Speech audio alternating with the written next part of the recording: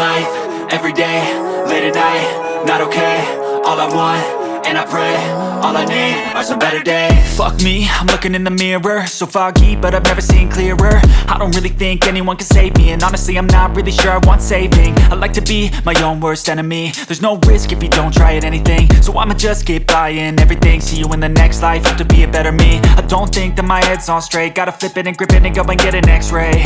What's wrong with me? I just feel weight pushing on my chest and it squeezes till I suffocate. Better change my mindset, meditate. It's pretty cool that I'm alive and have better days. I could walk, see, hear, I should celebrate. Think I could change my mind, maybe elevate. Living life, everyday, late at night, not okay. All I want, and I pray, all I need are some better days. Yeah, all I need are some better days. Cause all I want, and I pray, I believe in the better days. I'm kinda stuck between a rock and a hard place. Do I work hard or live at my pace? You're only young once, yeah that's all great, but I also want a future where I'm okay. Living life is doing lots of cocaine. Wait no, it's living with no shame. Wait no.